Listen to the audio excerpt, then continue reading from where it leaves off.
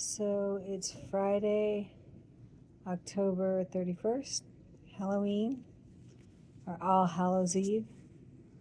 Um, for me, it's been day 3 in the hospital, as you can see from the background.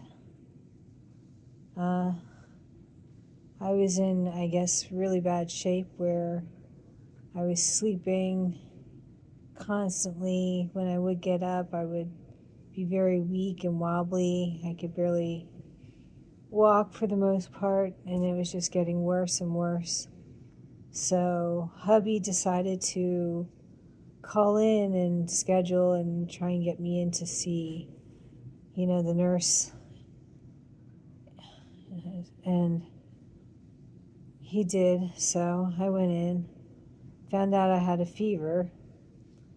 So they decided, it was probably best that I go through ER and get checked out and probably admitted to, the hospital. So when I went down to infusion, which is where I normally get chemo and stuff, they opened the port up so that, it could be accessed and be utilized. I went to ER, went through that whole process. They took blood. They put an IV in me, in my hand. So I had that to deal with. I got 2 chest x-rays because having a fever meant you have an infection somewhere in your body. They didn't know where, so they did the COVID test. I don't have COVID.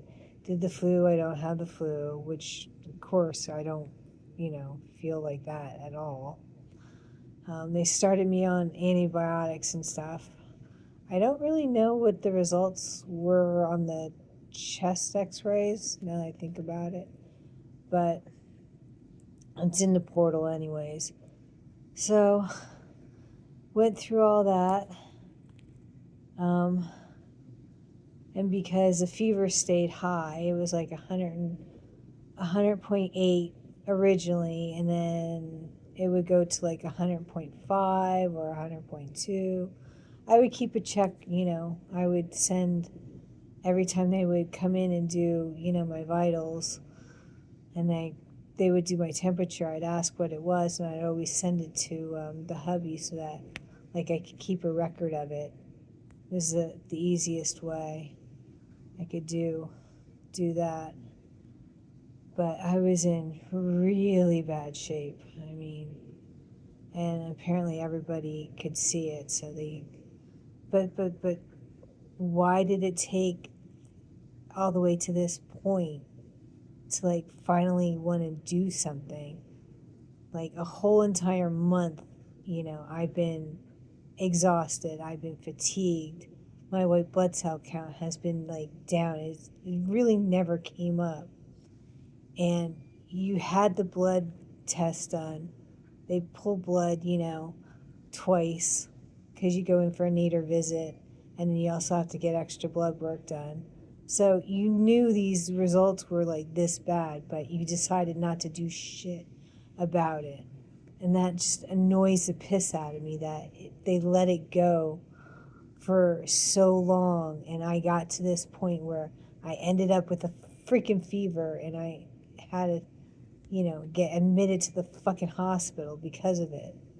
It annoys me that, they were so negligent about it and just let it go the way they did. I told them I was fatigued. I asked for the fluids. Nothing. They just shrugged it off. Oh, well, keep resting. No, there's something wrong. Point blank.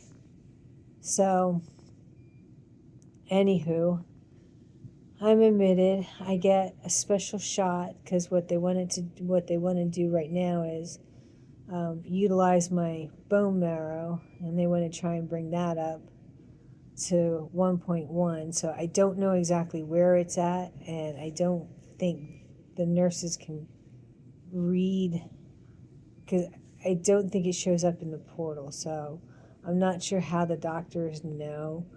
But the nice thing is, any blood work that needs to be done, they can utilize my port to actually pull blood out. Thank goodness. So I stopped getting, poked. But when I was in the ER, they put an IV in me because the nurse there didn't want to utilize the veins. Like, she wasn't keen about, taking blood out of my veins because they're so small.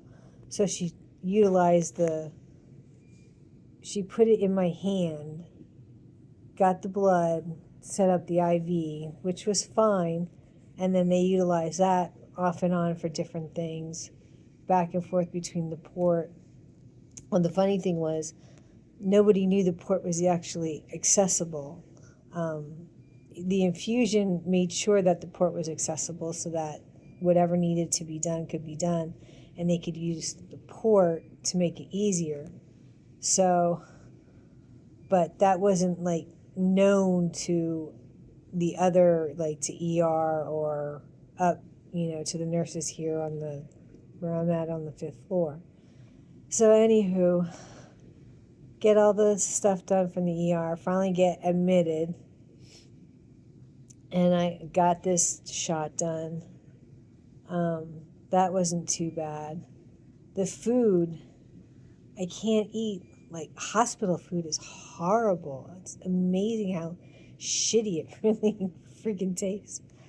But what I was noticing, anything that I would eat, like, I would get really, really bad pain in my left side. And the more I thought about it, I'm like, well, that feels more like my diverticulitis is acting up. So one of the doctors, I mentioned to him that I was getting a lot of pain on my left, side, abdominal pain. So what they did was they ordered a CAT scan.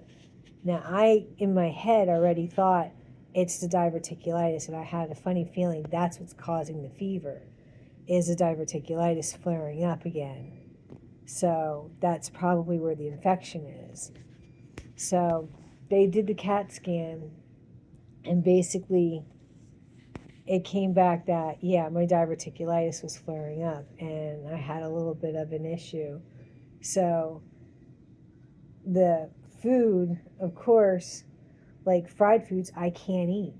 If you have issues with diverticulitis, you can't eat fried foods. It's not, it'll flare it up. It'll affect it. Well, that was one of the things, and I had it, and I realized, I can't eat that. So now I had to readjust the foods that for the next, partly for today and tomorrow.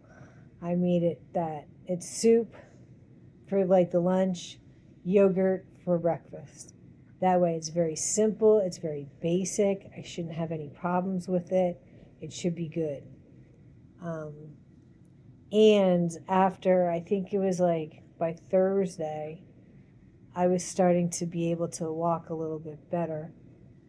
They had physical and occupational therapy, both here at different times.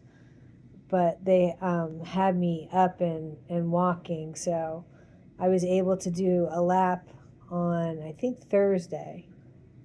So, and that was good. We didn't do the steps though, but we just did a lap around. So, and I was doing pretty good with the walking. Or was that? Yeah. Today I did 2 laps going around with the one therapist, which I didn't really need, but it was good that she was with me anyways. And then I did steps. I did 3 steps up, came back down, 3 steps up, came back down. So, and I had no problems with that either. So she basically cleared me that, I'm capable of walking on my own. I can, do things and stuff. And I actually had to sign a paper so that there's a medical thing that if you get out of bed, it notifies, it alerts the nurses and stuff. So I signed a paper so that I could just, if I have to go pee, I can go pee whenever. If it's, at 2 a.m, I can just go. If it's at 4 a.m. or 12 or whatever, I don't need What in the world is this laptop doing? I just paused the program. Sheesh. Hold on. What the hell? No.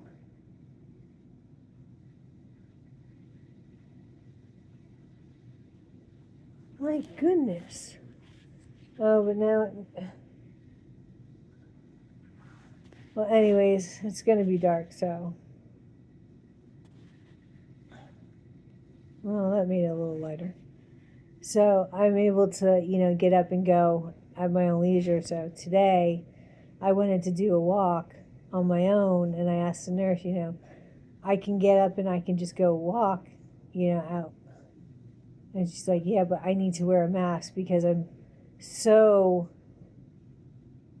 immune, immunocompromised. Like, it's so bad that I need the mask, So if you come in to visit, you have to be masked. I don't have to be, but you have to be. If I go out, I have to be masked. So, anyways, I did my 2 laps today.